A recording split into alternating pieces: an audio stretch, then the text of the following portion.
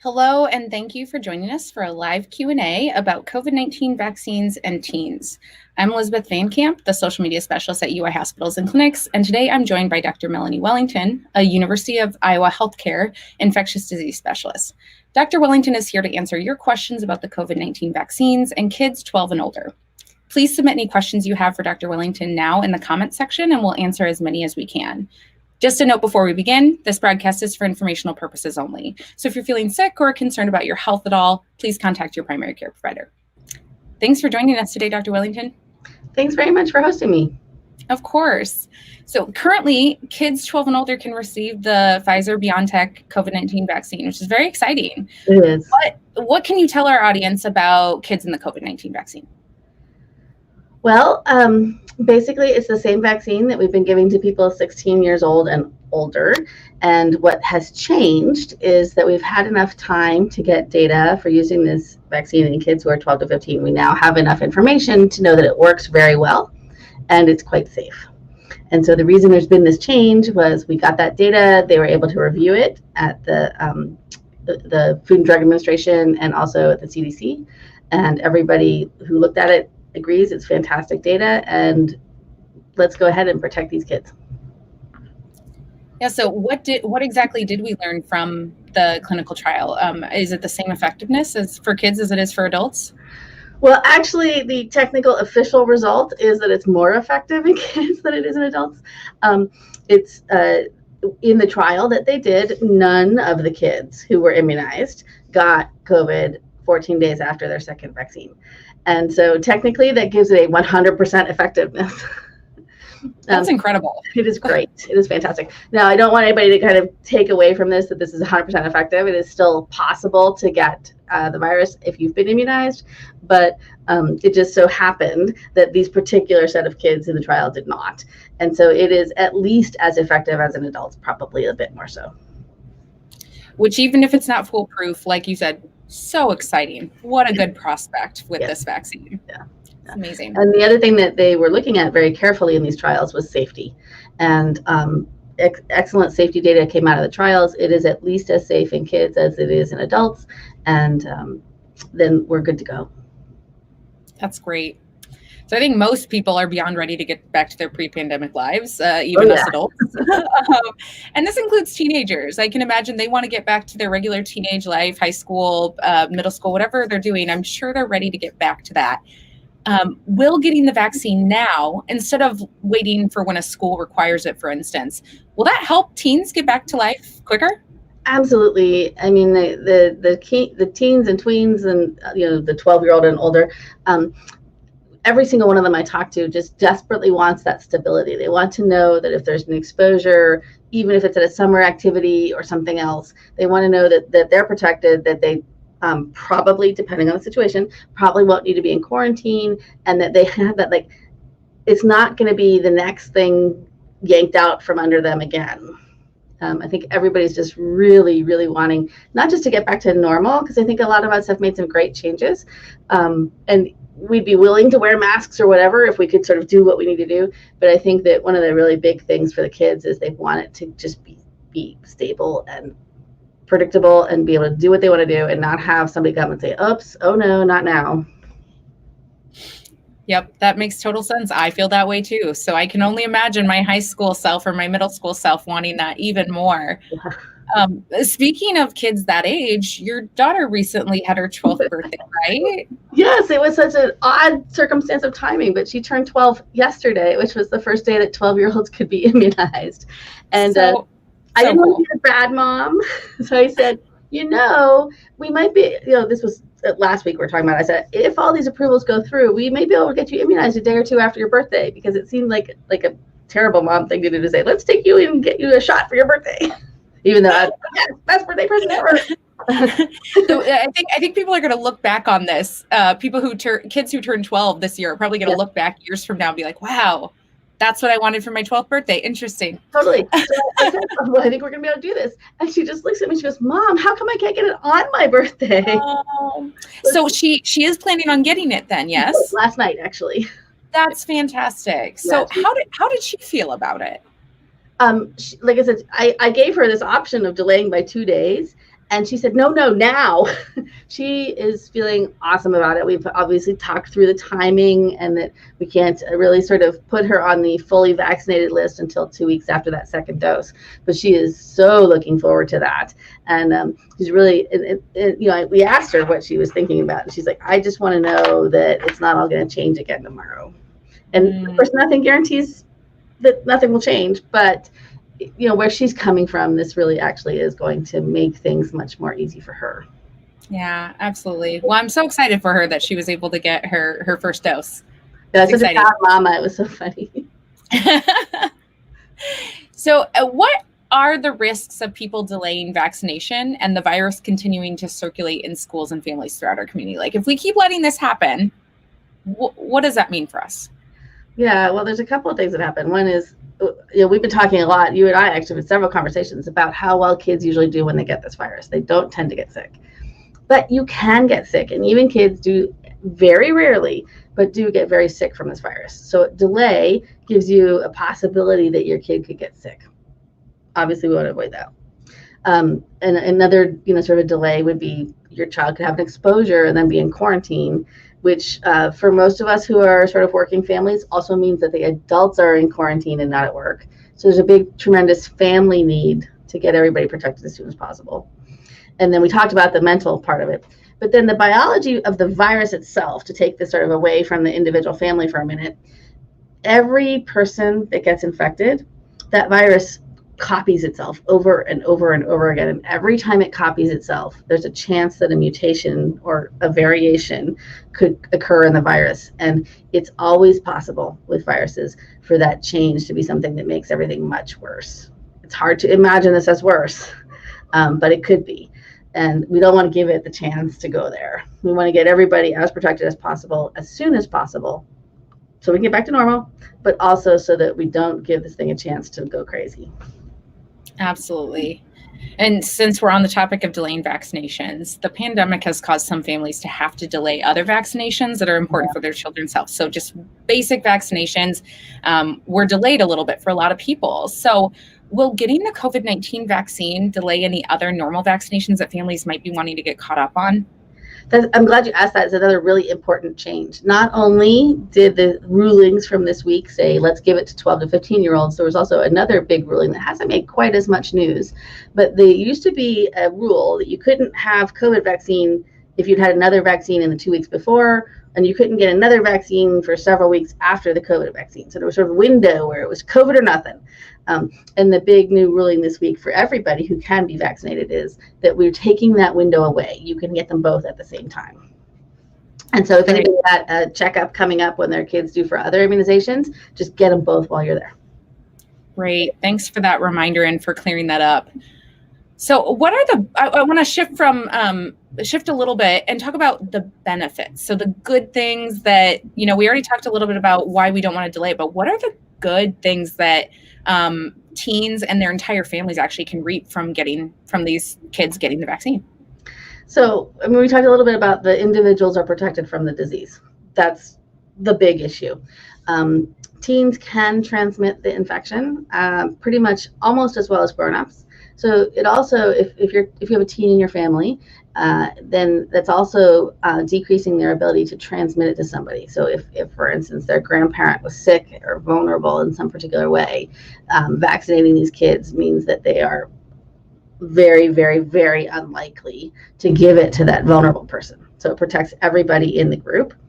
And we talked a little bit about the mental health. We really want to emphasize the importance of just sort of once people are immunized, the CDC came out this week with even more rules about what activities are now safe enough if somebody's immunized. And when you start to look at that list, this week's list is pretty impressive. You can go to an indoor movie theater, you can eat inside at a restaurant, you can go work out at a gym without your mask on if you're immunized. So these are some great advances, and the reason why, these rules keep changing, and I think we're getting used to these rules changing constantly, but that's because we're getting more and more information. And as we get more information about how good the vaccine is helping protect us, we're realizing that once you're immunized, you have all these other things that you can do that are much more safe now than they were before. Thank you for the reminders of those benefits. You got me so excited when you were talking about going places without our masks. Yeah, I mean, I'm fully vaccinated, but I'm waiting for some loved ones to be able to get it, and I just am so excited. So I excited. think that's why we were so thrilled about Jess getting vaccinated. We have, she has to get that second dose, and then 2 weeks after that, she's considered protected. And that is really, she's the last one in our family to get immunized. It is going to really open things up for us. Yeah, so exciting. So we already talked about how effective and how safe the vaccines are, but can you walk us through a little bit just how do we know they're safe for kids? So this is a pretty standard practice in pediatrics. Kids, we like to say, pediatricians always say this, children are not small adults, There are things about kids that are different than adults. So very often when a new technology or a new treatment or a new vaccine is available, it gets studied in adults first. If we can show that it's safe and effective and helpful in the adult, then they will be a second study or a second piece of a study. And what they do there is the same sort of stuff they did in the study for the adults, but in younger people. In this case, the Pfizer-BioNTech group that developed the COVID vaccine for adults, immediately, as soon as that vaccine was approved for use in adults, they had this already planned. It was all one trial, but it had several steps. And so they opened the next step. And what they started to do was they had people volunteer, 12 to 15-year-olds volunteer to get the immunization as part of the study. And they studied those people all along to see what happened with the immunization. Did their arm hurt? Did they get a fever? And then did they get infected? And was there anything else that happened after the vaccine that was a concern for safety? And so thousands of kids were in these studies, and the great news, half of them got the vaccine and another half got a shot that was, a placebo, right? So when it's a pill, we call it the sugar pill. And it's not a pill because it was a shot, but there was some saline in there instead of the vaccine. And so we compared, was there a difference in how those kids did after that vaccine? And it turns out there was no difference at all, that both groups did fine, and the kids who got the vaccine were safe. And most importantly, none of them got infection. That's so fantastic. Yeah.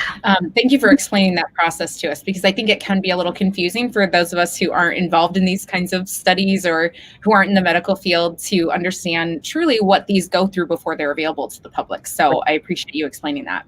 And just to sort of bring the future into play too, right? So now the current studies are to look at even younger kids. And so this is what we do. We sort of step down younger, because the younger somebody is, the less like an adult they are. And so we sort of gradually step down. And what we're looking for at each step is that safety data, right? And as we go farther and farther away from adults, if something were to be not safe in a younger person, these trials will pick it up, and we go cautiously in order to keep everybody as safe as possible. Well, that sounds like it's a very safe process, and it gives me peace of mind. I know my daughter's only 4. She's looking forward to the day when she can get the vaccine, though. So hopefully studies will test safety on 4-year-olds soon. They're actually underway right now. Yay! I'm really showing my excitement today. Sorry, everyone. No, not as frustrated as I usually am. Yeah, it's so funny. I'm like the combination of the proud mama and the doctor, right? So I've been walking around all day going, oh, my daughter's immunized. I bet that's so exciting for you. Relief. Oh, yes. Yeah, it's been a long year, and I think a lot of people have just been waiting. This has been the light at the end of the tunnel, and it's, we still have to be vigilant, but it's here. That light at the end of the tunnel is here. So it's relieving for sure. So if you're just joining us, we're here with infectious disease specialist Dr. Melanie Wellington discussing the COVID-19 vaccine and kids. So we have had a few questions come in through Facebook, so I want to get to those.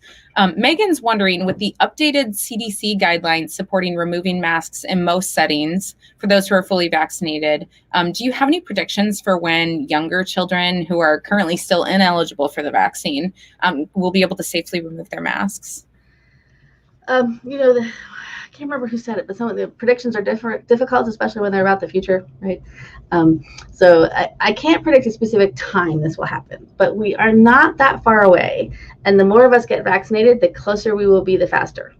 But when we get to the point where there isn't much or any transmission of the virus in our communities, then we'll say, now it's safe enough for people who are too young to be vaccinated to be without masks. But we really need to get to the point where there's not a lot of transmission going on around us before we're willing to sort of take that safety part away. Yeah, that makes a lot of sense. And on that same topic, can you explain to our audience why, even though the CDC has put some new guidelines out about masking, why we're still masking up at our hospital? Yeah. So our hospital, schools, individual businesses, things like that, a bunch of different places are going to look at these CDC guidelines and interpret them in light of what they're doing in their space. So in the hospital, a lot of the people we take care of here have an extra vulnerability. Not everybody can be vaccinated, and not everyone who is vaccinated can respond as effectively as these kids can. So what we need to do in special places like hospitals is keep up those safety measures more aggressively than we might at a movie theater, because we need to protect everybody who's here in the building. And like I said, like, for example, you could imagine somebody who just had a bone marrow transplant. Their immune system is just been replaced and not active yet. Those people need to be protected. And so the hospital is a really unusual environment where you oftentimes will see us be more conservative. If you think about it, we do this in flu season too, right? There are times during flu season where we will wear masks even when we're not sick and other people aren't sick, because we want to interrupt transmission. Schools are another example. They have to make rules that will be readily enforceable for everybody in the school. So they've got to take a look at what's going on in their space, and how many of the students are vaccinated, how much of the staff is vaccinated, are there students there who can't be vaccinated, do we have to do something to protect everybody? And then they've done such a great job this year so far. They've had to work so hard, but they've done a really good job of navigating all these safety protocols. And so I think we should respect them for their ability to evaluate the individual situation and help them keep everybody safe a little bit longer, and we'll get past this thing. Thanks for that reminder. It's a good kind of rallying cry. Just keep going. Just a little bit. We're almost there. It's exciting, but we just a little bit longer. I can't tell you exactly when, but we are going to get out of this. And even the people then, the 4-year-olds like your daughter who can't yet be vaccinated, if when we get there she's not vaccinated, she'll still be able to take her mask off. We just got that last leg. We'll get there. We will. Christina from Facebook is wondering if there's any studies underway to determine if there's an increased risk of myocarditis in young men after having the Pfizer vaccine. Is that anything you know about? Mm-hmm. So this comes up a lot, believe it or not. People who have had COVID, a certain percentage of them, a small percent, but a real percent, have some inflammation in their heart. And that is always a worry for us. This actually happens after some other viruses too, but very, very rarely. And certainly there's more COVID going around than these other viruses anyways. So because we know that's a problem that can happen with the disease itself, and it's a problem that's related to the immune response to the disease, the CDC has been super careful. So they've set up actually an entire second layer of safety monitoring. Every vaccine has this one program called the VAERS program, the Vaccine Adverse Event Reporting System. So you can see why we call it VAERS. So the CDC is constantly monitoring vaccine safety in general. And any doctor who sees somebody who's had an adverse event puts that in there so that they can keep track of these events and put the brakes on if they need to. But on top of that, for COVID vaccine, there's a second adverse event system that they're monitoring with a fine-tooth comb. I mean, they look at this thing very carefully, constantly. And that one is anything that goes wrong would be reported to it. And they monitor the whole thing. But they also have what they call active monitoring. So they've been looking at specific things where we know there may be an issue. For instance, the myocarditis. We know that it's a big concern. And so they actually do regular examinations of that data constantly to look and see whether or not there's any association between vaccine in general or any of the vaccines in particular and heart inflammation. And so far, there's been no connection. There may be a connection in an individual person, but it may just be coincidence or timing. And when you have that whole country's worth of data, you can determine whether those connections are more likely to be associated with the vaccine or not. And they've looked very carefully. And the last look that they had found no solid connection between the two. Great. And so we're gonna keep asking you some questions about side effects since we're on that topic. I don't think we've talked yet. What are the side effects for kids in that 12 and older for from the vaccine? Mm-hmm. Yeah, this was another thing that was a really important thing for those studies to look at, so that we would know what to expect and how much benefit how much risk are we taking for the benefit of the vaccine? It turns out that kids have side effects at the same sort of side effects and at the same rate that young adults do. So if you've had a COVID vaccine, you may have had some of these side effects yourself, but if not, sore arm for sure, kind of like a tetanus shot. Your arm can also get swollen or red. You can have tiredness, chills, fever, just feeling crummy. Honestly, sometimes it sort of feels a little bit like you have a cold, right? You don't actually have the cold, you don't have the virus, there's no COVID virus in these vaccines, but what you have is your body's immune response is learning how to respond to the virus, and those symptoms that come when feeling rotten when we have a cold are actually our body's immune response to the cold virus. So that similar immune response happens, but it's not an infection, it's your body learning about the infection. Gotcha. So what about some of the more rare side effects that adults have experienced? Like we've heard about blood clots and a few other really rare things. Is that something we're seeing in the kids as well? So the blood clots in particular tend to be associated with a different style of vaccine. So the Pfizer-BioNTech vaccine uses a technology we call mRNA vaccine technology, and that has not been associated with blood clots, even in the adults. And the blood clot one is another vaccine technology we describe. It's basically how the vaccine gives your body the information. And it's an adenoviral vector vaccine. The exact details of the technology aren't critically important, but the different technologies have different side effects. And so the Pfizer-BioNTech vaccine, which is the only vaccine so far authorized and used for the 12 to 17-year-olds, is not the one that's associated with clotting. So that's great. It is the one that initially they found some people were having bad allergic reactions to. I don't know if you remember back when it first came out, but that was the big news of the time. And so we're continuing to monitor very carefully for that. When you go to get the vaccine, I now know, for a kid, they spend a lot of time, everybody, every step of the way, is, have you ever been allergic to any parts of the vaccine? Have you had any allergies to anything else? And if so, how bad was it? And there are actually a bunch of doctors were in the waiting room where we went. A couple different doctors were walking around the waiting room. You wait for 15 to 30 minutes after the vaccine to make sure there's no sign of allergic reaction. It happens that fast. And you do that at a place where there are physicians who are there capable and ready to treat it if it happens. So it's very, very, very rare, extremely unlikely. But if it were to happen, it's something that can easily be treated right there on the spot. Great. Thanks for that info. And one last question about side effects. Do we know what kind of long-term effects there will be? Is there any science that shows that there will be long-term effects from these vaccines? So this is a big concern, right? It makes perfect sense. We've only been doing these vaccines less than a year now. How do we know what happens 10 years out? I get it. The first thing to remember is that the side effects and the bad things that happen with COVID infection are far more common, and there may be 10-year out problems from COVID that we don't know about yet either. So with the data that we have now, we can clearly tell if you're going to have problems, you're far more likely to have those problems if you had an infection than if you had a vaccine. So that's number one. Number two is, even though these vaccines seem very new, especially the mRNA vaccine, right, that's not something that we talk about a lot because none of the regular childhood immunizations use this vaccine technology. The mRNA system has not been used in a widely used vaccine yet. But people have actually been studying mRNA vaccines since 1997. So if you do the math, and if you don't misplace your decimal points, like sometimes I do, right, that's 24 years now that we've been studying mRNA vaccines, and they don't have any known long-term consequences. Great. That's really good to know. I knew we'd been studying them for a while, but 24 years, that gives me a lot of confidence in it. Yeah, when the first vaccine first came out, I was like, well, what do we actually know about this? And I went back and looked it up because, well, it's my job, and also that's the kind of person I am. So yeah, I was pretty impressed when I found out that we actually had that long of a period of data. Yeah, absolutely.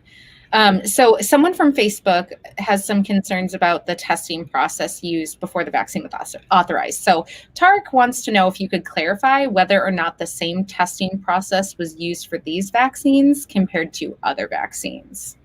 Yeah. Again, this comes up a lot when people talk about, well, how did we get here this so fast? We must have skipped some important steps. Well, we didn't skip any steps.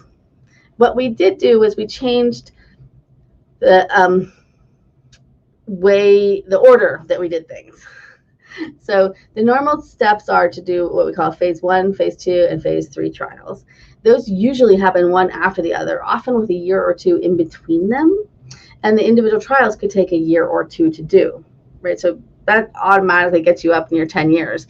And then after we find that something's safe and effective, then the company will start manufacturing it so that they can make enough doses to give everybody. And that in and of itself could take several more years. So for these vaccines, what we did was there was a phase 1 trial. So again, the phase 1 trial is when we just sort of start to see, is this safe? And they did that like we normally do. And then they did the phase 2 and phase 3, it's kind of complicated. I'm sure you don't actually care about you have to be kind of a science geek like me to know the differences. But basically, those are the 2 trials where we're looking, is it safe? Is it effective? Is this going to work for people? And normally we do the 2 and then the 3. And this time they actually combined them and did them at the same time. There's nothing wrong with that. It's as effective in terms of evaluating the vaccine to do them at the same time. We don't normally do them at the same time because they're very expensive.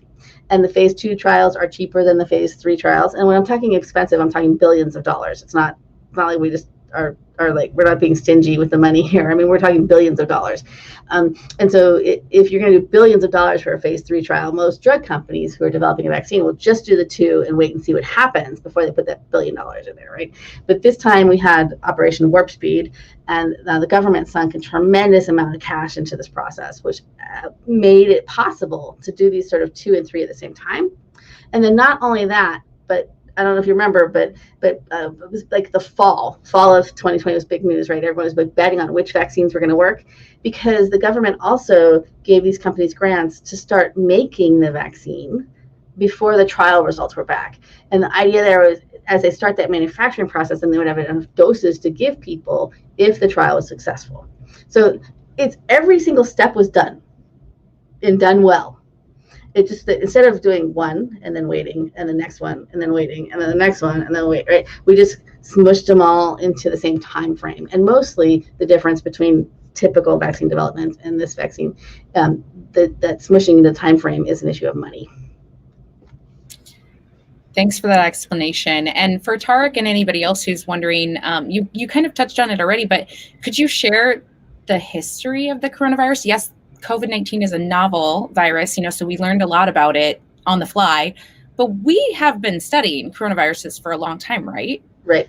There are, remember, one of the things that makes this whole process so hard is at its very heart, coronaviruses are the common cold virus. So people have been studying the common cold for a very long time. And then on top of that, there have been 2 other epidemic coronaviruses, or atypical coronaviruses, or novel ones. There was an outbreak that was called SARS, so sudden acute respiratory syndrome. We didn't call it SARS-1 back then, but now that we're in SARS-2, we often call that SARS-1, just to be clear. And that happened in a few places in China and Toronto. That outbreak ended very quickly. We got lucky there. But that was in the late 90s, I think.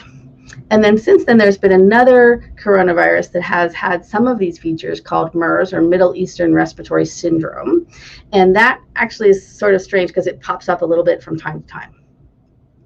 And those 2 viruses, the SARS-1 and the MERS, are more similar to SARS-CoV-2, the virus that causes COVID, than the common cold.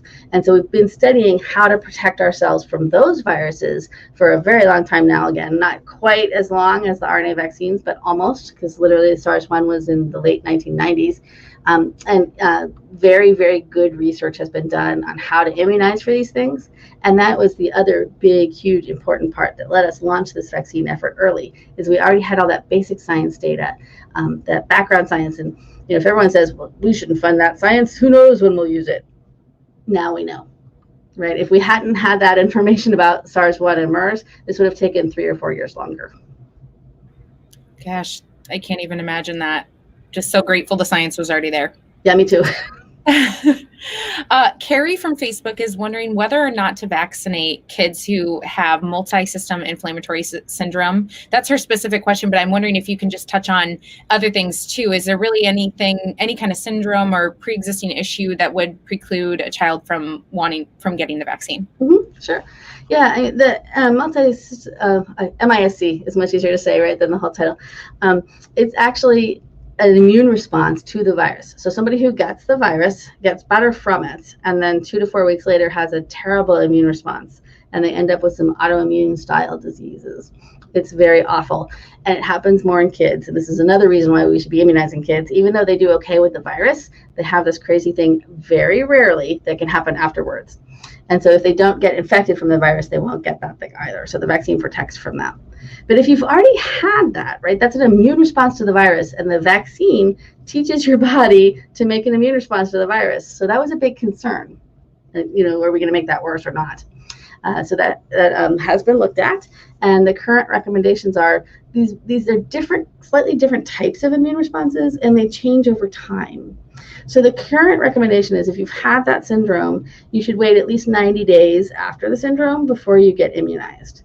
Why do you need to be immunized if you already had the infection? Because not everybody gets that protective immunity. So I said there's kind of different types of immune system. What you want from a vaccine is an immune response that will keep you from getting infected and keep you from getting sick. So that we call it protective immunity. So even people who've had infection and MIS-C don't always have enough of the right kind of immune response to protect them.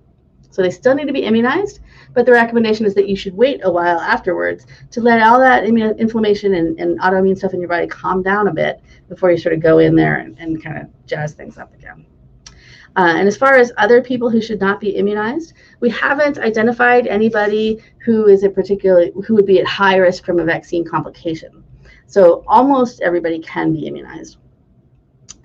One group of people that we don't immunize is if they have a medicine that decreases the immune system, or like I mentioned before, the bone marrow transplant patients who don't have an immune system right now. And there's a few other medical conditions where your immune system simply does not work. Right? The point of the vaccine is to teach your immune system how to fight this off. If you don't have an immune system that works, it's not going to help. Right? So that's another reason why we keep up those safety measures, keep wearing those masks, keep protecting everybody, because not everybody can be immunized. But it's a very, very small group of people. And then the other group of people, if you're allergic to something that's in this vaccine, don't do it. If you're not sure, doctor, they can help you sort that out. Great. Thank you for those reminders. So if you're just joining us, we're here with infectious disease specialist, Dr. Melanie Wellington. We're talking about the COVID-19 vaccine and the kids who are now eligible to receive it. So let's see here. Got to scroll down to the rest of the questions I have. So if both adults or just the adult that a child lives with, parent or guardian, are already vaccinated, so the adults in the house are vaccinated, is it still important for the kids in the house to get vaccinated as well? Absolutely. First off, vaccine's not 100%. In the study, it was 100%, but again, we've talked about in real life, that number is going to be a little bit lower because there's no perfect in the world. So there is no perfect in the world. It is possible for somebody who has been immunized to get infected. Very, very unlikely, but possible. So we have to remember that even the people who've been immunized are vulnerable to getting it from somebody else. And by immunizing everybody, we're decreasing the chances that one person will give it to the next person, and therefore we make the chances that somebody who's vaccinated will get it almost zero. So first off, we want to immunize everybody in the household as soon as you can, in order to protect the whole household more. And then again, kids do well with this virus in general, but not always. And so even if the adults are immunized, a child could get it from somebody outside the house. And so we want to protect the kids as much as we can, even if their adults are already immunized. Yeah, and you touched on that a little earlier, that there are some kids that don't react well to the virus, who have some lingering effects or who just get really sick. Could you just tell our audience about some of the things that we do see in kids when they get the virus, just as a reminder of how important it is to get vaccinated? Sure. Most kids who get this have a common cold. It's not really that surprising, I suppose. Oftentimes they'll have a fever. And kids, it's usually much shorter than in adults. They may have sore throat. And we struggle with this sometimes with is it safe to send my kid to school? We do this in my house, at least. When she woke up with a sore throat, we're like, you can't go to school until we check. Because oftentimes in kids, it's one symptom and you don't know, that's it. It's hard to know. So you should always, if in doubt, get tested. And then, so most kids do that. After a couple of days, they're over it, they're done. But there are some kids, even otherwise healthy kids, who get a much more severe disease, and they get a lot of inflammation in their lungs, and they get acute respiratory syndrome, which is where the name sudden acute respiratory syndrome virus comes from. And it can be severe enough that they could have to be in the intensive care unit. And a few children, only a couple in the US who are healthy completely before they got the virus, have died from it. So it's not nothing, right? It's unlikely to be a problem, but it's not nothing. And then that's the virus itself. And then there are several of these post-viral syndromes. So it is possible after being infected to have this inflammation in your heart muscle. As you can imagine, our hearts are not designed to be inflamed or swollen or anything like that. So when your heart's not working well, that's a big problem. And then also there are other kids who have these autoimmune diseases afterwards, like MIS-C. And that disease can be very severe, also can sort of require hospitalization or having to be in a critical care unit. So I'm usually the one saying we all need to kind of keep the risk benefit and how much to worry about our kids in sort of a typical frame of reference. So most of the time I'm sitting here saying, don't worry, kids do great with this virus. Still true. I'm not going back on that. But when they don't do great, they can get very, very sick. And so that's why it's really important to immunize them. Yeah, absolutely. So Kelly on Facebook wants to know how we can continue to protect children who are still too young to be vaccinated. They're not in that eligible group, or who are too young to wear a mask. So if you could give our audience a reminder, how do we keep those kids safe? Yeah. Step one is to vaccinate everybody you can. Anybody around them who is eligible for vaccination, vaccinate them now. Because it's the people around you that are most likely to give the virus to you. So if we make it so that everybody around those kids can't get it or can't transmit it, that's the best way to protect them. Step two is to keep up with those safety precautions. Even if you've been immunized, wear your mask when you're asked to, because you'll be asked to do so in an environment that may be higher risk. Keep your distancing up when you can. Keep up with the hand washing, cleaning those surfaces, that sort of thing. Thank you for sharing those reminders. We're almost out of time, but before we go, I wanted to give you a chance to remind our audience about anything else that we didn't cover that you wanted to tell them, and then also touch on, I believe there's a vaccine clinic going on tonight at one of our locations, so I wanted you to give our audience some info about that as well. Sure. Things we didn't touch on. Sometimes people have specific questions about an individual person. Is this medical situation right or not right? The best person to talk that over with is your primary care provider.